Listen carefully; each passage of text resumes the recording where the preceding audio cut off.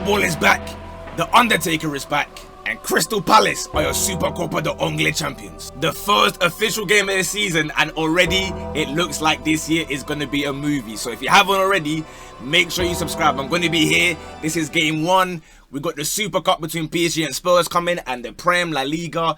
We're going to be covering everything. So help us on that road to 100k. But let's chat about what happened today. Because, funnily enough, before guys could even sort out their, very legal live streams, if you know what I mean, bang, they were calling my man huge Ekitike. He bagged already and he silenced everyone. Again, he was doing that, and not just to the rival fans and to the haters, but to his own fan base, who for the past 3 weeks or so, since the moment he signed, they've been screaming, bring me Isak, bring me Isak. Ekitike, yeah, big up your thing, thank you so much, but we want Isak. He said, hold on a minute, I'm still capable of something here. And it was a lovely goal around minute 4 or 5 where Verts just passed it to, in fact, to be fair, he started the move actually. Tight spaces, good little dribbling, give and go. Verts fed him the ball outside the box. In a small gap, he managed to get it through 2 defenders and into the bottom hand corner. Lovely, lovely finesse to open the scoring.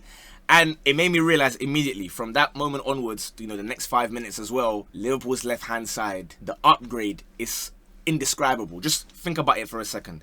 They went from having brothers, like Luis Diaz, Darwin Núñez as their left hand side. Think about those two, and now look at it. You got Ekitike, you got Verts, you got Gakpo, all occupying that kind of space. You got Rio Ngamoa on his way, loading very, very soon. Their lives have changed considerably. Now, no more of Liverpool fans having to pretend that they don't care about aesthetics. Before, it was like, no, numbers, numbers, numbers, numbers. Now they get to watch good footballers play nice football. And to be honest with you, look, the counters, the flicks, I was moved. I said, hey, what is happening here? These are obviously the Premier League champions, and it looked as though they had strengthened incredibly. But then as they saw more of the ball, they started to gain a bit of control. The Palace fans started rocking a bit more. They had their, UEFA Mafia banner because they're waiting to find out what's going to happen tomorrow. And then Mr. Virgil van Dijk. Oh my God, what happened to Virgil? He gave away a penalty, and the moment that we all wanted to see last time when Palace were at Wembley was Jean-Philippe Mateta boom at Wembley. Well, we got to see it this time. We saw the corner flag volleyed after he equalized and made it 1-1. Again, the Palace fans, at this point, it was electric. You'd think it was Selhurst Park, but, an expanded version or whatever. We couldn't even hear the Liverpool fans that have the best fans in the whole country, apparently, according to, obviously, no one but them. But anyway, that's besides the point. Palace took control. It was a game of like wing back to wing back at this point, because I was seeing Munoz pull up and start whipping in crosses to Tyreek Mitchell, who was unfortunate to get on the end of them. But it was like a wave after wave of Palace attack, when the first 15-20 minutes was all Liverpool. It's like it would be a comfy win. By the way, listen, big up everyone, but we're on YouTube here, so we can be all sensible. This gimmick, I can't lie to you, man. It's mad hot. It's like 25 degrees, so I'm backing off the jacket, innit? Like, I done it for TikTok where, we do the whole funny, like, like you're wearing the Undertaker jacket, but, big respect. I ain't trying to sweat too much. So let's continue speaking about what happened in the game. It got to a point where Palace seemed like the next likely team to score, funnily enough, but then, in what I guess you can only describe as like a fitting, fantastic moment of fate, if you will, the Liverpool fans are there applauding at the 20th minute, because obviously they want to show respects to Jota and of course his brother, who sadly passed away this summer. And somehow, some way, minute 20 with 20 seconds, Jeremy Frimpong scores his first goal for Liverpool. Look, I'm not going to lie to you. I think everyone, with a bit of common sense will tell you, obviously it's an extremely fluky goal. He didn't mean that.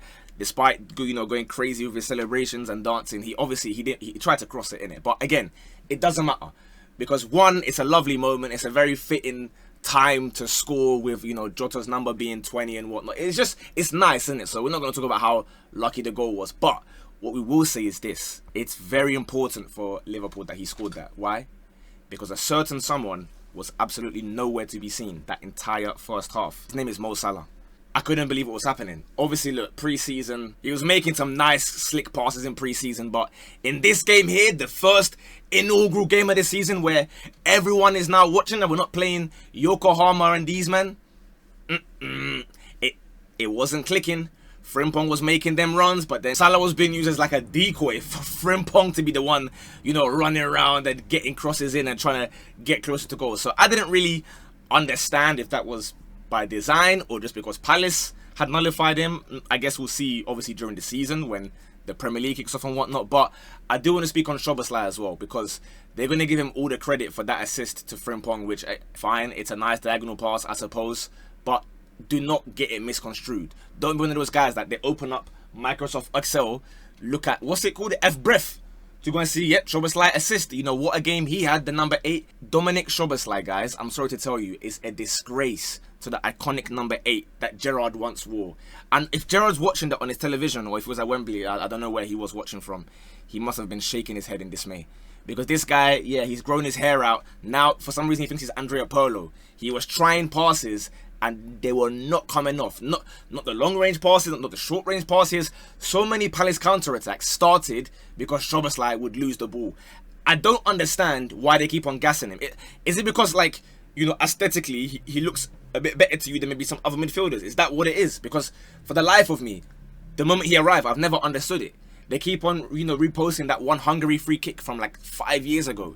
Guys, the sooner you accept he's not that good, the better.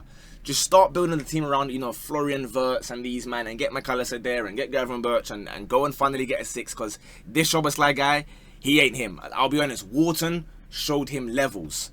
But then, just when you thought, okay, Liverpool are in control here, Palace, you're looking a bit shaky, the fans never back down, and Saul was inches away from heading home at one point. Inches. Maybe he was offside, you know, I don't know. They didn't really show the replays too tough or put the Lions, because he, you know, he didn't score anyway. But at this point, Liverpool were hanging on for dear life. I'm talking, you know, Alisson was making saves from Eze. Gakpo, in fairness to him, as much as he can contribute going forward, he had to defend for his life because Kerkez was bombing forward and leaving just guys exposed. Or Kerkez defensively, as I did suggest a little bit, and they shouted at me, isn't the, you know, the number 1 most astute defender in the universe. He's still very solid, and of course, he's far better than Robertson, you know, last year. But it is going to take some time to adjust to playing a different line to what he's used to. Liverpool survived a few waves of attack, and then the game started to slow down into a bit of a lull. It felt like Liverpool were going through the motions, and that's when Palace struck, because it seemed as though, as far as I'm concerned, Virgil van Dijk must have thought he was still on holiday in La Digue Island of Seychelles, or, you know, wherever he went this summer, because this guy, it felt like he was switched off the entire game. I don't know what planet he was on, but at this point, he stepped up, and then he's back again, and then he's stepping up, and what do you know? Ismaila Sarr comes to haunt him and Liverpool again. I'm not just talking whilst at Crystal Palace, by the way. Who can forget the iconic night at Vicarage Road? I remember it vividly. I was live on stream. Follow me on Twitch if you haven't already, by the way. I do stream on there. We're going to be there every Monday doing highlights. That's a separate plug anyway. That night, when Liverpool thought they were going to go invincible, and then Troy Deeney and Ismaila Sarr stepped up to dunk on Van Dijk. Well, it happened again. Sarr got in behind and made it 2-2. And again, from that moment onwards, only one team looked like winning it. I don't know what the XG was. I don't know the stat. Again, you know me, I'm not a stats guy. I see what I see with my eyes and I judge accordingly. Maybe the stats agree with me, but I couldn't really remember many clear-cut chances Liverpool were making, because, again, Salah was non-existent. They had a couple shots that, you know, flew over the bar. Wirtz had a shot over the bar as well. It was all Palace. And at a point, it should have been a penalty to Palace again, because Alexis McAllister, who they were crying out to come on, he thought he was Odell Beckham Jr., you know, jumping back to make that catch. Because how he managed to have his arm that far stretched out in an...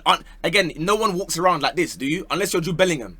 If you go to Tesco right now to go and buy egg and bread and milk, are you walking on the street like this? You're not walking like that. It's unnatural.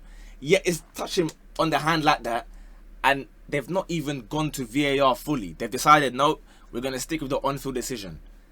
And now I'm worried, because many can say, you know, if you're a fan of the other 19 teams, I don't know. Again, as on this channel, we try to be as objective as possible. So I'll ask you guys, the fans of the other 19 teams, and even Liverpool, if you're going to be honest, you definitely had your fair share of luck with referees last season. Unfortunately, that pattern seems to be continuing, because that rule, I can imagine, is going to look very different a few weeks from now when the Premier League is underway and other teams are getting penalised for the same handball, saying, oh, yep, on natural position. And as always in England, the issue is not about whether you think it should or shouldn't be. It's about the lack of consistency. Watch. A United player would do that, it won't get given. A Chelsea player would do it, it will get given. The game ended 2-2. And funnily enough, it was all about the penalties in the end anyway. And perhaps some could say this was a better outcome because penalty shootout at Wembley, you're thinking, all right, Mo Salah, you've had some big pens before, right? You've missed a few of them, let's not lie. When Egypt needed you most, Sadio Mane dunked on you, not once, but twice. So you're thinking, all right, this is your moment, Salah. You've had that abhorrent miss, was it this week or last week? The last game they played where he tried to Panenka it over the bar because he wanted to show guys like, yo, look, stop saying that I'm not fun to watch. Like, I got tech as well, bro. Yeah, he chipped it over the bar. So, you know, there we are. I thought, all right, this time, back to regular Salah. Slot that in the corner. Guys, he smashed it over the bar again. That's not funny. I'm an objective guy. But he smashed it over the bar again. Back to back. That's why I'm even quite late to the stream at the moment, because what happened was essentially I was ready to make my video, but unfortunately I had to go to A&E. Why? Mild concussions, guys. The ball landed on my head. However, that being said, look, things aren't funny like that. And I'll tell you why, because this is like kind of life altering, because whether you are religious and you believe that, you know, God created everything, or you're not religious but you know you believe in like evolution or something, or you believe in the Big Bang Theory, if you will, I'm concerned because this might have created a new timeline. Let me explain to you why. Many people will believe that the Earth, you know, was formed when two asteroids collided and then boom, everything developed from there, and nature and animals and plants and whatnot came from that. Well, what if Salah's penalty from last week collides with Salah's penalty from today with their sheer force of velocity and hit each other? Because at some point they're going to land, right? I don't know where they're going to land. Is it going to be in NASA, in space? Hopefully as far away as possible, because if those two footballs collide anywhere around Earth, we could be in trouble. Nevertheless, over the bar, Palace scored their first penalty. Jean-Philippe Mateta bags. Liverpool's second one, Alexis McAllister saved. And then we have Dean Henderson, who I don't have a cap unfortunately, but I'll use my hat. He tips his hat and says, yep, there you go, fellas. Palace fans, enjoy that. And they were thinking, all right, Palace have won this comfy. But there was still drama, because then Palace started missing and Liverpool was scoring, and it looked as though for a minute they were in a teeny tiny bit of danger. But lo and behold, Justin Devaney, my good friend, if you know, you know, he showed up. And I heard the commentator saying, yo, listen, for such a young kid, it must be a high pressure moment. He must be panicking or really, really nervous because, you know, he's at Wembley. He had a great chance to win the game actually towards the end. I said to myself, hold on a minute.